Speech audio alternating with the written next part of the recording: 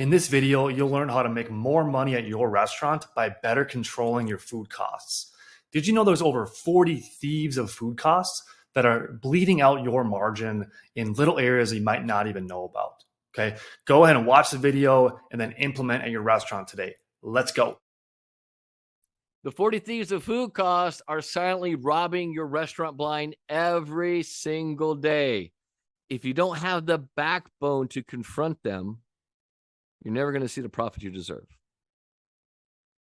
Right? You got to have that, just that I'm going to dig into this thing. I'm going to use these tools that Donald's talking about today.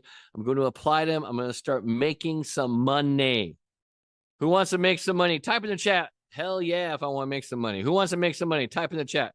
Hell yeah, hell yeah, hell yeah. Who wants to make some money? Right? Who wants more money? Hell yeah, hell yeah, hell yeah, hell yeah. Oh, hell, all cap, hell yeah. That's what I like to hear. If you want more money, watch The Thieves. Someone said sure. You guys crack me up. You're awesome. All right. Today we're going to talk about the 40 Thieves of Food Cost. It's a great one. Make sure you have a piece of paper and a pen. There's going to be a lot of gold nuggets today. So when we're talking about food cost, all right, in this workshop, we're going to dive deep into those hidden little culprits, those little ninjas that are draining your profits. And I'll tell you this, and I'm going to be honest with you, ignorance is not bliss. It's stupidity, right? We're going to expose these 40 little thieves. I'm going to arm you with strategies to confront them and also to eliminate them. Think of these things as little holes in that bucket. If I can plug 1, 2, 3, 4, 5 holes, it's going to start putting small profit percents back to the bottom line, which is going to start moving you in the right direction. This isn't about, this isn't about just like, I'm going to take a little bit of action. I need you to take bold, aggressive action on the things we're going to talk about today. I want you to reclaim your margins. I want you to secure your success so that your restaurant really, really, truly thrives. All right. So get ready to uncover some truths, face some hard facts, and we're going to transform your total approach to food cost management. All right. Start off with a quote, shall we? When you know the impact of the little expenses, you will realize that there's nothing little in this world. Details matter. Hashtag write that down. Details matter. In the restaurant industry, you want to sweat the small stuff. A lot of times you hear people say, don't sweat the small stuff, Donald. Yeah, in the restaurant business, I want to sweat the small stuff. That's where the money is at. That's where the profit's at. Hashtag write this down. You got to know your numbers. I say this often. If you don't know your numbers, you don't have a business. What you have is a hobby, a very, very expensive hobby. And if you want to stop having a hobby and have a real business that makes you the money that you should be making you the salary you should be making, giving you the lifestyle that you should be having, then you got to know your numbers. You have to make a commitment. And here's the thing. If you're a chef, a lot of times the numbers part is not something you want to deal with. Right. And think about this. Why do people open up restaurants? Most of them, a lot of people are creative. A lot of them are chefs. They want to get in the menu. They want to play with food. They love serving people. They love to see expression on people's faces. They love the social aspect of having a restaurant. Remember this, that a restaurant is a business and businesses exist to make a profit. Profit is not a dirty word. Contrary to what a lot of people think, profit is not a dirty word. Unless you're a charity organization, I think you all exist to make a profit. So these are the 40 thieves of food costs. We're going to break them down one by section. So 40 thieves: purchasing, receiving, their storage ones, preparation, production, service, and also sales ones. I'm going to break them down each individual category. I'm going to talk about each one, give you some ideas on how to fix it, what some of the common issues are, how we can make this all better. Sound good? Let's rock into it. All right. Purchasing. Number 1, purchasing too much. How do we purchase too much? Right? Goes to number 4, not having a purchasing budget, not having a order guide with PARs, purchasing at too high of a cost, not double checking your vendors. I like to build great relationship with my vendors, but I'm also going to double check them.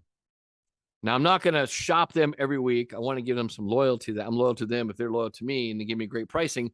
But every once in a while, I'm going to spot check them. I need to spot check them. I need to make sure that they're doing a job that they're supposed to be doing, looking out for me, right? Sometimes we don't have clear specifications. We have sometimes in our order guides, we have 5 or 6 items that are very, very similar, but they're not similar. I've noticed this before. A lot of times when I take consulting clients on, the first thing I do is to get their food costs under control is we clean up their order guide. Because a lot of times they have 5 or 6 like random chickens on there. And sometimes they're all over the board. And if you don't know which one you're ordering, you tend to just order one.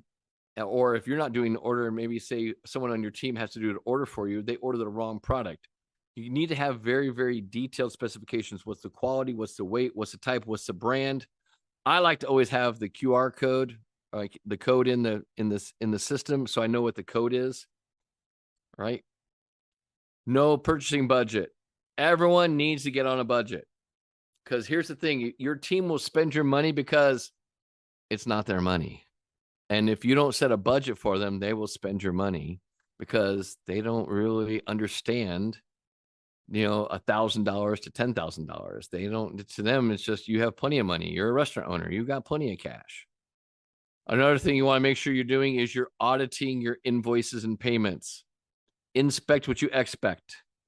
When the invoices come in, I audit invoices, make sure I got exactly what I asked for, what I ordered, make sure nothing got subbed out that I did not want. If there's any credits and stuff like that, I got to make sure I get the payments set up. I got to make sure I get all my credit stuff like that too, and make sure I don't have too many vendors. A common mistake a lot of restaurant owners do is they have way too many vendors. Try to think, is it easier to juggle 2 balls or 8 balls? It's a lot easier to juggle 2 balls than 8 balls, but most of you try to have too many vendors. And I know your common logic. Your common logic is this: if I have a lot of vendors, I can keep the prices. I can leverage them against each other. Yes and no. They understand the game and they know you're playing the shell game with them. And when you play the shell game with them, what's going to happen? You're going to get what's known as street pricing. Street pricing is the highest margin level that they can do. That's usually 18 to 20% above what they're called floor price.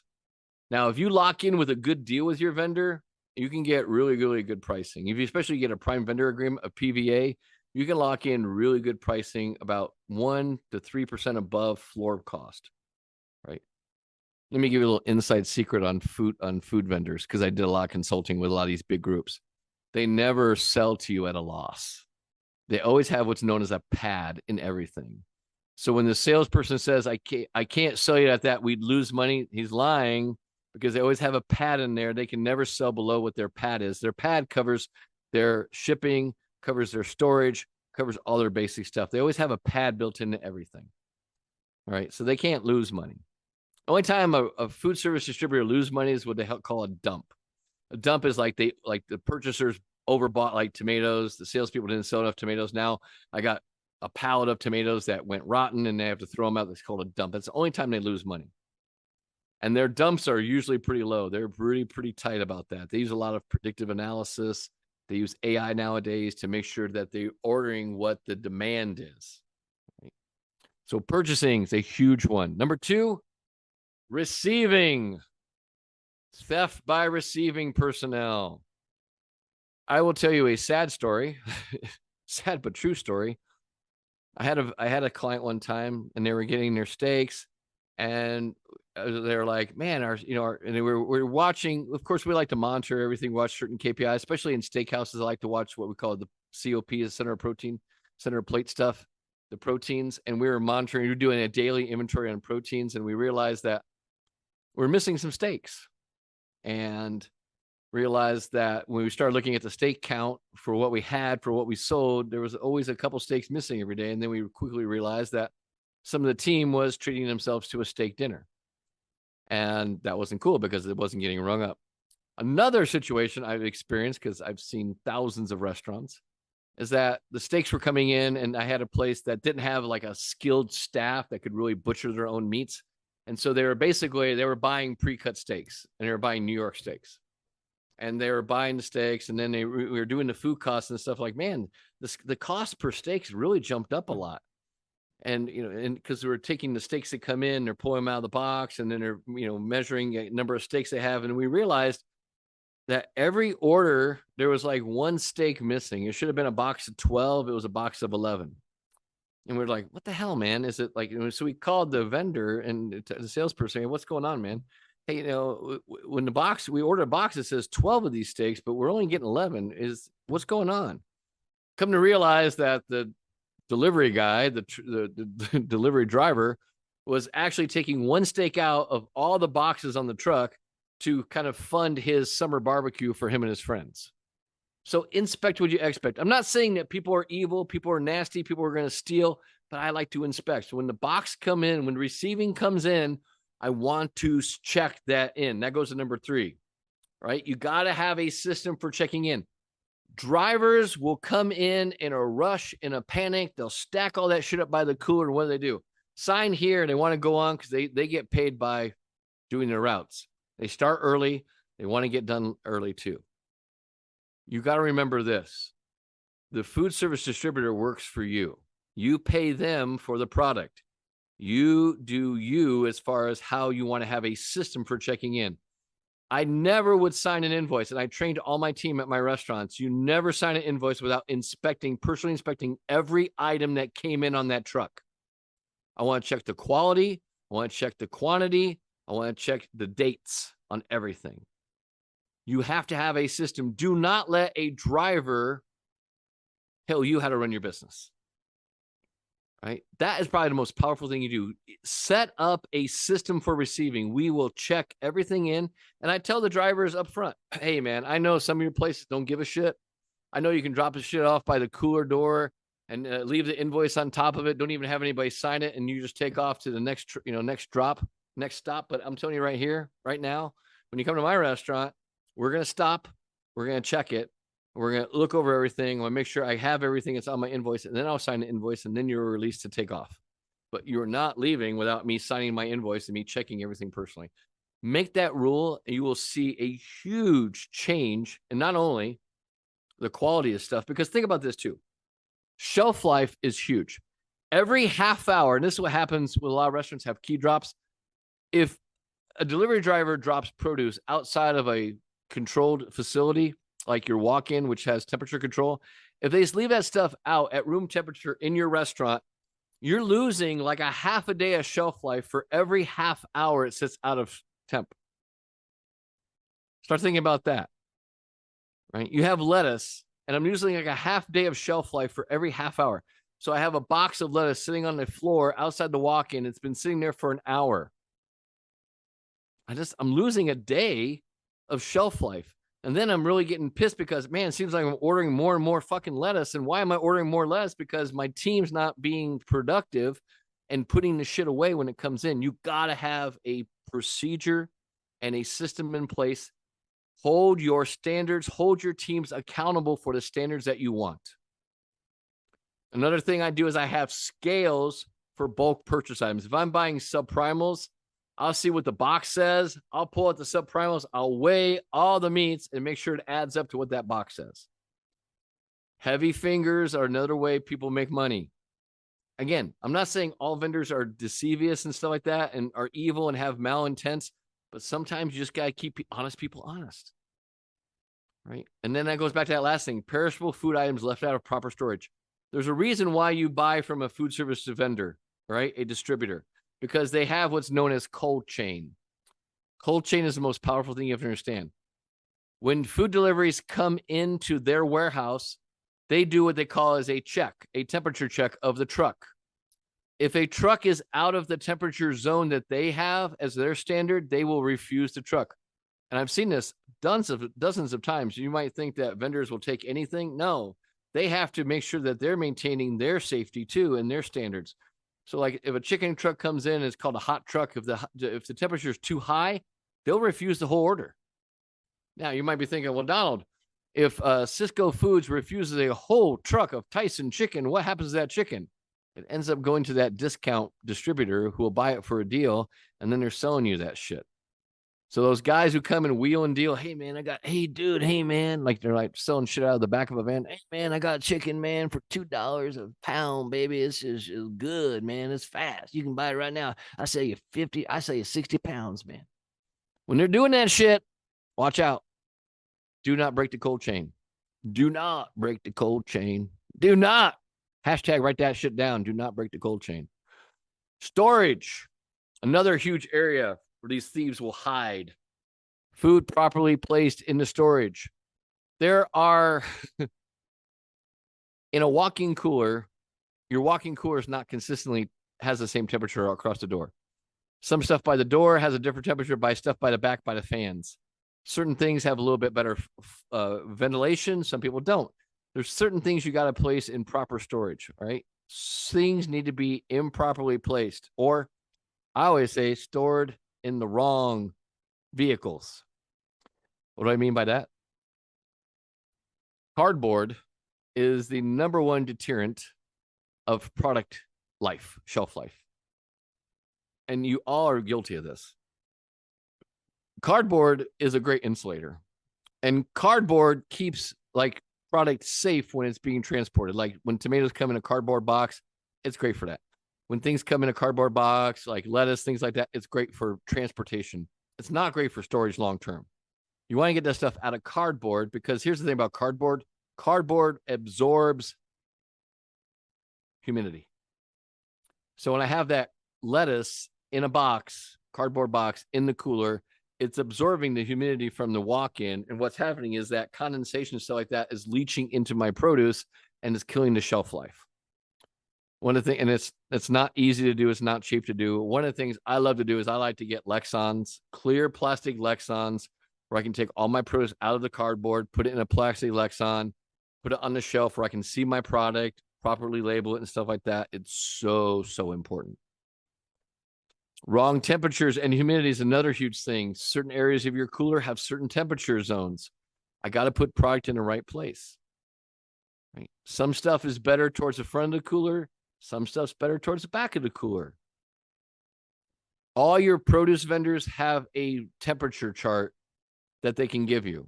And if you don't have one, just message me in the group, all right, inside our in our restaurant growth group. Just DM me in there and I'll send you a temperature chart.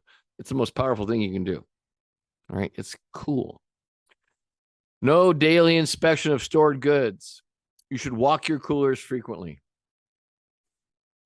Now, if your team doesn't have the habit of walking the coolers, use your phone, set up what they call as alarm nudges. Alarm nudges to basically just kind of nudge them like, hey, walk the coolers. I like to have parameters like I want the coolers walked at 9 o'clock, 2 o'clock, 7 o'clock, right? That's really, really important. You got to nudge them to walk the coolers. And here's the thing I always tell my team, touch your product. How many times has somebody on this call gone in to do the order, you see a box on the shelf, and you assume because you saw a box on the shelf, the box is full. And then, lo and behold, you go grab the box, you shake it, and there's one lone little carrot left in there. Because someone just forgot to take out that last carrot, threw the whole box back on the shelf, but you thought you had a whole case, and now you're short. Inspect, touch your product. I always had my team, I put it on all the order guides. Touch your product. I want them to look inside everything. That's one of the reasons I love clear Lexans, because I can see exactly how much product I have. Okay. Unorganized storage areas. One of the most powerful things you can do is organize your storage areas. People are creatures of habit. People also tend to be lazy. How do I fix these two? I set up an organized storage area. Like my dry storage was meticulously organized, where I had like little labels on the shelf where everything went, and it better be in that spot. How many times you've gone into the walk-in or dry storage, and normally you have like olive oil on a certain shelf, and there's only like 1 gallon left. You think, oh shit, we need olive oil. So you order a case of olive oil, and then you come back in the walk-in the next day when you're putting the order away, and you notice that someone took the last order and put it on the bottom shelf in the back of the dry storage. Now you're sitting on 2 cases of olive oil when you really only needed none to order. Happens all the time. Organize your storage, label everything, tell people where you want it, how you want it, and what do you want it to look like. You have to set your expectations with your team on a daily basis. All right. No physical inventory system. How many people take inventory on a weekly basis? Type in the chat if you take inventory on a weekly basis or whenever you do. You take it weekly, monthly, or, you know me, be brutally honest. If you don't take inventory, say we don't take inventory. All right. Just be honest. I'm not here to judge you. I'm just here to help you. All right. Partially only. Yeah. You got to do inventory. All my clients are required to do inventory on a weekly basis. Right? You got to take inventory on a weekly basis. You have to. Right? You have to start doing it. You have to start taking inventory on a weekly basis. It is so critical to understand where the money is. If you're not watching it, let me ask you guys this. Do you guys look at your bank account? How often do you look at your bank account balance? Someone's going to say every hour, every hour on the hour. I look at my bank account balance every hour. How many people look at how? Yeah, sometimes multiple times. Yeah. Your inventory is your bank account. Why do you not do your inventory? It's like your bank. That's where your money's at. All that money sitting on your shelf is your bank account. I want to know where my money's at. I'm shocked when people don't do inventory and then they have other people do ordering and then they finally do inventory and they realize they've got $50,000 in their beverage inventory. $50,000 sitting on the shelf in wine and booze. 26 bottles of some weird flavored vodka that they're never going to sell in 5 years. Right? Yeah, you can't manage your costs if you don't manage your inventory. There's a couple of things that go hand in hand with each other, right? One is theoretical food cost and actual food cost. A lot of people will call me once a month and say, Donald, my food cost is 30%. Is that good? And I'll say, I don't know. They say, what do you mean you don't know? I'll say, what's your theoretical? And they go, I don't know. And I'll say, that's the problem. Theoretical food cost is what we call perfect world, ideal food cost. That's when I cost everything out in my menu down to the penny.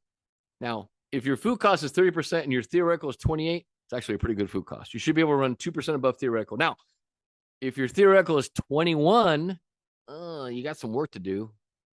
And sadly, the average restaurant has a gap between theoretical and actual food cost of 9%. You want to talk about, you want to go from losing money or making the minimum to basically making some money? Understand your theoretical and actual food cost gap. The next part after that is understanding inventory and budgets. I got to have inventory. I got to have order guides. So the things that match up together, you need theoretical, actual food cost. Those are two things that they basically a symbiotic relationship that exist. Other thing you need, budget and P&L. You got to have a weekly budget. You got to have a weekly P&L. The other thing you need, you got to have inventory and order guides. Inventory and order guides, right? You got to start taking inventory. Please. I made this mistake at my first restaurant because, for years as a chef before I opened my own restaurant, of course, I was told you have to take inventory. Got to do inventory, and inventory sucks. I mean, anybody who says they love to do inventory, you're a sick person. I'm just telling you right now. I've probably in my whole life, I've met maybe 1% of people who actually love inventory. Most people hate inventory. All right. I will tell you that I didn't want to do inventory. And my business mentor, my business coach at my first restaurant asked me, are you doing inventory? I go, no, I'm not doing inventory anymore. Why? Well, I don't have to. He goes, I know you don't have to, but if you want to make money, you need to. And I was like, okay, that makes sense. Yeah, I want to make money. Well, then you need to do inventory. Right. Lack of responsibility for food storage. Somebody needs to be responsible for dry storage. Someone needs to be responsible for walk-ins. Someone needs to be responsible for that stuff. If no one's accountable, that's what you get. No accountability. I always assign someone on my team is like, hey, like Freddie, you are in charge of the dry storage. That is your area. You guard it and you protect it. And when things are out of order, you jump on people. Hey guys, this doesn't go here. We got a label. This is where the olive oil goes. This is where the buttermilk, everything has to be a spot for it. Right. Same with the walk-in. Buttermilk goes here. Doesn't go on the bottom shelf. Heavy cream goes here. Butter goes here. They got to know exactly where you want it. People tend to be lazy and they just kind of put stuff in bulk spots. I do not want that. Another thing is no control or record of food issues from the storeroom. If something goes bad, I got to have a way to track it. We call this waste sheets, right?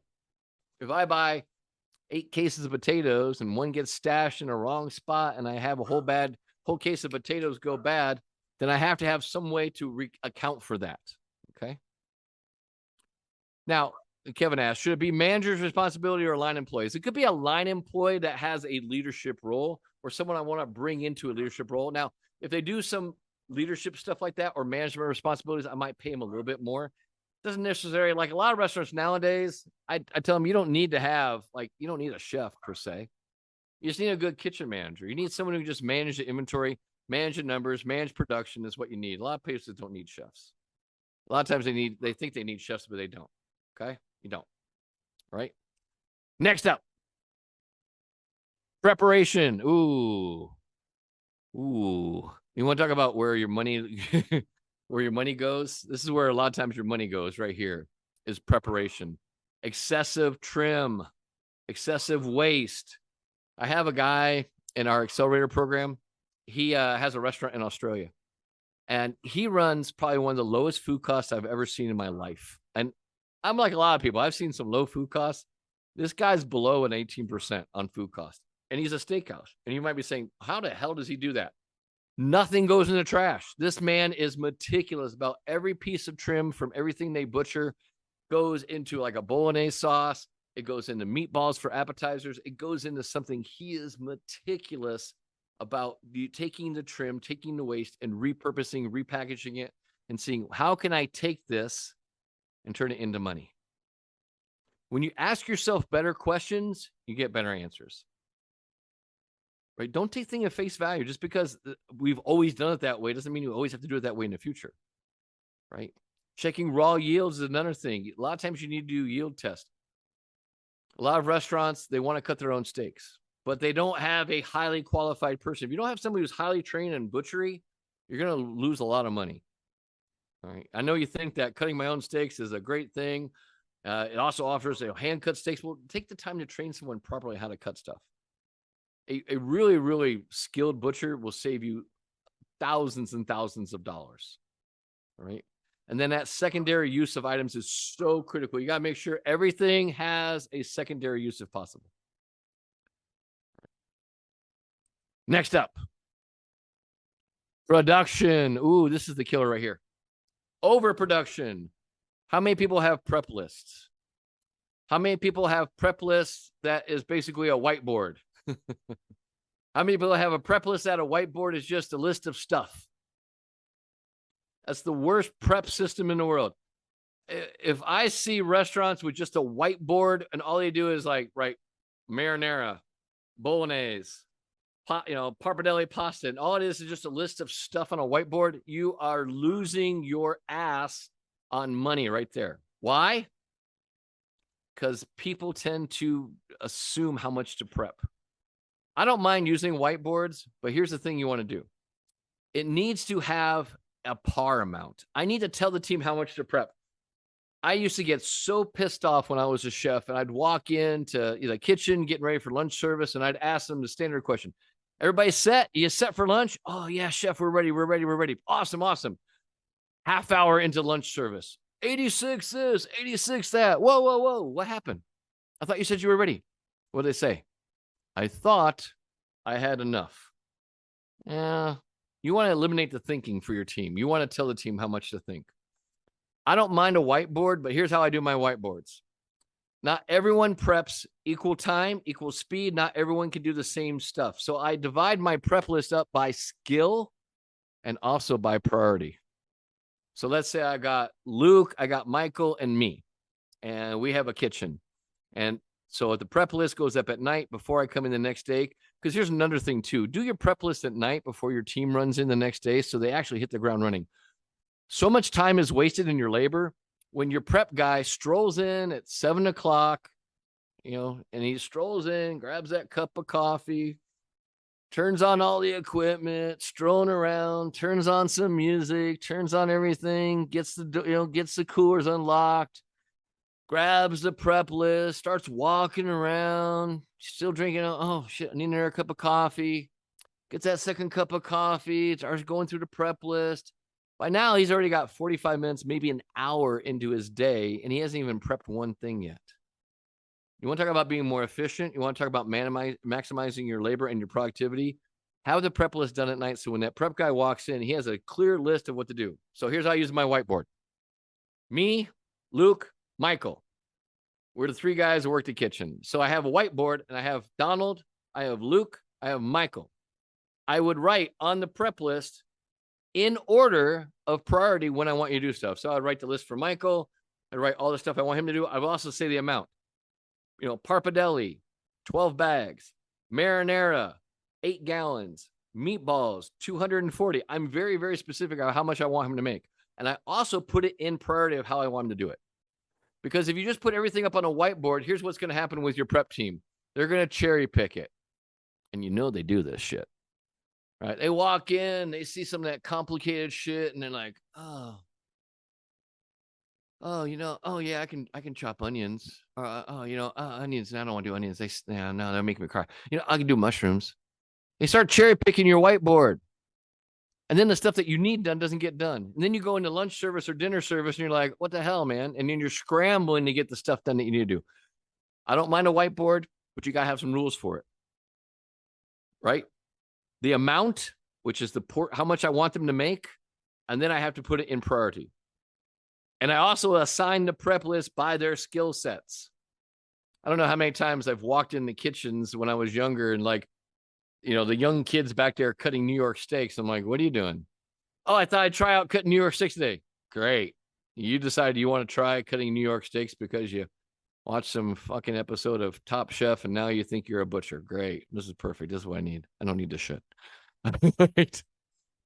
Wrong cooking methods too. Sometimes the cooking method means everything. You want to look at your recipe cards, look at everything, make sure you're doing the right cooking methods. Cooking at the incorrect temperature is another huge thing people do. You got to cook at the right temperatures. Okay. Cooking or holding products too long or a long period of time. This happens on steam tables. Steam tables, a lot of people tend to over prep and hold stuff on steam tables way too long. Right? Always measure, manage, and watch the temperatures and watch the volume. Your team's not being efficient if they put like 6 pans of mashed potatoes on the steam table. Right? Because half of them are going to go bad before service is over. I like to do stuff. Now, if I'm doing like bulk production, bulk prep, I'll use a sous vide machine. I use basically a bag, and I'll take the air out. I'll use a vacuum sealer, and I'll seal that shit up in a very high quality vacuum sealer. So like if I'm doing mashed potatoes, I'll do a bulk set of mashed potatoes, and I'll put them in vacuum bags. I'll seal them. And then when I need one, I'll drop them in some water to get up to temperature before I need it on the hot line. Right? There's lots of tools and techniques out there that can save you production and prep that don't compromise the quality. Super, super great stuff to use. Sous vide is a great thing to do when you're doing stuff like that. Okay. No food production schedules. This goes back to, I got to tell them how much to make. Let's say I have Sarah. Sarah's my morning prep cook. And every Monday, Sarah comes in and makes 10 gallons of salsa because that's what Sarah does. Well, it was a slow weekend. And normally by end of Sunday, we're usually down to only a couple gallons of salsa. So when Sarah comes in, that 10 gallons is pretty good. But this week was really, really slow. The road was closed out front. We didn't get a lot of the traffic we normally do. There was a big parade, shut down a lot of stuff. So now I'm sitting on 8 gallons of salsa. Well, if I don't tell Sarah only to make 2 gallons, Sarah's going to come in and make her normal 10 gallons. Now I'm sitting on 18 gallons of salsa. Can you see the problem here? Now, salsa is not that bad, but what happens when it's other stuff that they don't keep track of? You want to have pars. Okay, you got to have pars on your prep sheets. There has to be a standard of how much to make and when to make it. And you should have 2 sets of pars. You have weekday pars and weekend pars. Weekday pars are when it's slower. Weekend pars are when you're busier. That'll depend on your restaurant what those are, right? Not using standardized recipes. Who has recipe cards for everything in their restaurant? Who has standardized recipe cards? Type in the chat if you got recipe cards for everything in your restaurant. Got to have standardized recipe cards. Here's the thing I'll tell you about standardized recipe cards. Everyone uses the recipe card. Hashtag write that shit down. Everyone uses the recipe card. Okay? Everyone uses the recipe card. If you don't use the recipe card, you're going to get inconsistency. I was a chef for 5 years at Wolfgang Puck. Now, there are recipes at Wolfgang Puck I've made thousands of times. I knew the recipe card by heart. Here's the thing you have to teach your team. The recipe cards are not about you not knowing the recipe. The recipe cards are there to show the team that you follow the standards and the procedures to implement. Wolfgang Puck, we were very, very clear. I don't care if you made a recipe 1 time, 1,000 times, 10,000 times. You always had the recipe card in front of you when you're out in the workstations, working recipes, doing prep. Why? Because it sets the example for the other team members. The other team members want to be like the chefs. They want to be able to just free ball shit and just, I'm just going to throw a little pinch of this, a little pinch of that in there.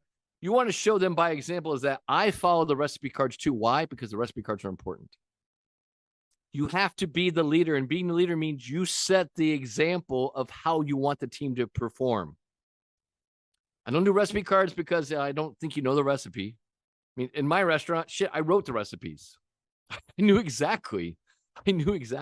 Yes, having the recipe card out is part of the recipe. You got to have that recipe card out in front of you on the table. And so we had a process we always use. We have the recipe card. We go around, gather all the ingredients, measure everything out, get our mise en place together first before we even start putting the recipe together. Have a process map. Everything I teach is frameworks. Have a framework for how you want your team to conduct and do recipes, right? Another thing, not cooking in small batches. A lot of times we have these big, huge bulk things. Well, what happens when business slows down? You should have sets of recipes, like a batch recipe for a large volume, for medium volume, and small volume. If you don't know how to batch out your recipes and stuff like that, get a software program like MasterCook. I think it's $120 for MasterCook. You can put your recipes in MasterCook and you can scale it up or scale it down depending on how much production you need to make. Get a food costing software where you can put your recipes in there that can help you scale stuff up for batches. No waste log used. You got to have a waste log. Here's the thing about waste logs. Waste logs are not a punishment tool. Hashtag write that down. Waste logs are a training tool. I don't use the waste log to yell and scream at my team about shit they messed up. I use the waste logs as a way to understand what is the problem going on. What's the common thread here? I had a client up in Vermont. I was at their restaurant doing a site visit, and I noticed, like, I was looking at the waste log, and then, like, Monday, tray of bacon burned. Tuesday, tray of bacon burned. Wednesday, tray of bacon burned. So, of course, I asked questions. Why are we burning bacon every day? Oh, well, we don't, I use my phone as a timer. We don't have any timers. And, of course, the cooler's downstairs. So a lot of times I got the stuff in the oven and I run downstairs. I lose track of time. And then I get upstairs and the bacon's burnt. All right, let's have maybe a different thing that we can do. Maybe get a timer that you can clip to you or something like that. Okay. You got to make sure you're doing this stuff. Yes, and waste log should be integrated into your inventory and food costing system. You have to account for it. Remember, it's all about those small little thieves that are eating you away, and not knowing where your waste is going is one of those thieves. All right, service. This goes back to not having standard portion sizes. Ooh, portion sizes are everything. Now, one of the things you always want to do is inspect what you expect. And what I mean by that is, like, when you do your recipe cards, you have like the perfect portion. It's 6 ounces of this, 4 ounces of this, 9 ounces of this. That's cool. And on the recipe card, it looks great. And you will think, wow, man, my theoretical food cost is awesome. How come my actual food cost is so far off? Well, because they're not following the portions that the recipe card says, which is a common thing that happens in restaurants. Okay. So you got to make sure you're inspecting what you expect. If the pasta is supposed to be, 6 ounces, 4 ounces, every once in a while, go out and grab a bag or two of pasta and spot check it on a scale. Just make sure they are portioning them properly. I've caught so many indiscrepancies just by randomly going out and spot checking stuff. And then, all right, pull it out. Let's redo it. Let's repackage it, reportion it. Another thing is not having standard size utensils for serving. Everything should have a measurement. And hashtag write this down. If you can't measure, you can't manage, you can't manage, you can't improve it. You got to have standard measuring utensils for everything. You have dishers, you have ladles, you have serving spoons, certain size ladle spoons. certain ounces of stuff. You have to have scales. You have to have timers. You have to have the tools they need to perform their job at the level you expect them to. I had a restaurant, an Italian restaurant I did consulting on years ago, just before COVID. And one of the things I set up as a standard was we did we did build sheets. And on the build sheets, it says a 6-ounce ladle for the sauce. And it was 1 6-ounce ladle. And so I go and again, inspect the line. I check the line. I'm looking at the ladles like, this doesn't look like the right ladle. And so of course I pull it up and it's a 4-ounce ladle. I said, what's this? What are you using a 4-ounce ladle? He goes, well, I couldn't find any 6-ounce, so I just grabbed a 4. I said, well, what are you going to do? It's a 6-ounce ladle. What are you going to do? I'm going to do 1.5. I'm going to say, you're that good. During the rush, you know exactly how to do a ladle and a half and not have any overage. And I said, you're really that good? I said, I'll bet you my paycheck against your paycheck, you're not that good. Well, I'm pretty close. Oh, okay, close. Well, all right. Close is good. But here's the thing. I can be close too. How about I guess what your paycheck's going to be next week? Because I can be close to what your hours were. He didn't like that idea. So we decided to go get a 6-ounce ladle. Inspect what you expect. Again, records of food production. I want to keep track of what my food production is. I want to keep record of this stuff. I want to see what the trends are. And I need to adjust my PARs often. Most people think that when they set up their PAR system, their prep system, it's a one and done. It's not a one and done. It's a fluid tool that has to be adjusted based on seasonality. Everyone has different seasons in your restaurant. You have busy seasons, slow seasons. You need to adjust your PARs according to what the season is. And of course, just being careless, waste, spillage, cold food, people not having the right equipment. I've seen so many restaurants lose money because they weren't managing their expectations of the food, as far as like not having, like, the heat lamps were out and the food was going out cold. And I say, well, how come the food keeps going out cold? Well, the heat lamps broke. Well, did you tell the owner? Yeah, they said they were going to fix it, but they haven't fixed it. How long has that been? 2 months now. What? Okay, fix the shit. If it's shit's broken, fix it, man. Give the team, your job as an owner is to do 3 things. Give them the tools, give them the training, and give them the coaching. If you're not doing that, then you shouldn't be an owner. You should be just an investor and invest in your restaurant. Okay. Sales, again, food taking out of the building. This is where the people get those mystery meals, those steak dinners that kind of disappear. Unrecorded sales, incorrect pricing, no charge, cash not turned in. You got to watch that stuff. No food popularity index. We call this a PMIX report. Your PMIX report and comparison should match up. I want to see, does my product mix report match up to my inventory, which matches up to my sales? There's sometimes huge discrepancies. And again, I'm not saying your team's evil and that they're stealing you. I just want to keep honest people honest. Here's the thing I will tell you. If the team knows that you check this shit on a regular basis, they're less likely to go off the beaten path. They will stay true to what they know, especially if they know you're looking at the discounts and comps, you're looking at the voyage, you're looking at the stuff. If they know you're watching it, they tend to be a little bit more on cue. And again, I honestly believe in my heart, most people are good.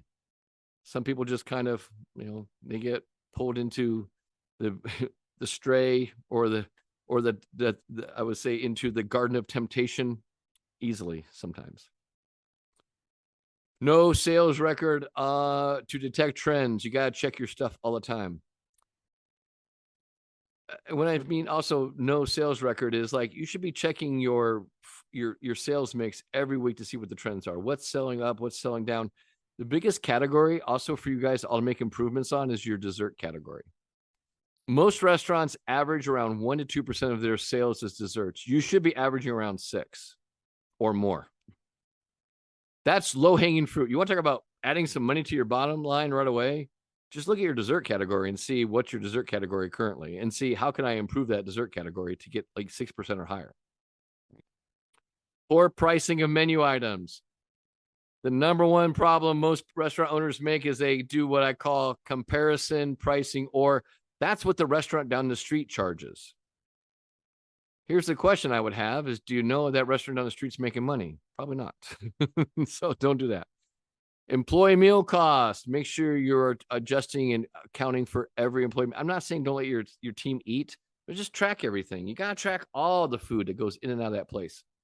One of the rules I had for my restaurants was no ticket, no food, no exceptions. We never ever did verbal orders. Goes for the bar too. No ticket, no drink, no exception. That should be a standard in all your restaurants. Hashtag write that down. No ticket, no food, no exception. I would even test my team at my restaurants. I'd walk back there and say, hey, can you make me a burger? They'd say, sorry, chef, no ticket, no food, no exception. Good, I got you brainwashed. That's what I want.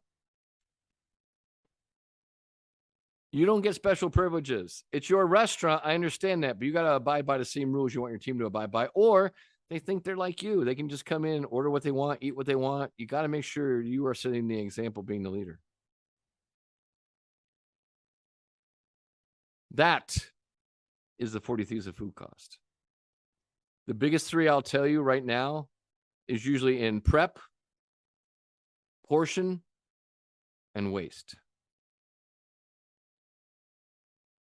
Now, if you noticed one thing in here, of all the 40 Thieves of Food Cost, only one was buying at a price too high. So please, before you start beating up your vendors to lower your food costs because you're going to beat them up and try to get the best price you can on stuff, look at the other 39 before you start beating up your vendors. You have so many things inside your circle of control that you can control as far as your food costing that has nothing to do with what you buy it for.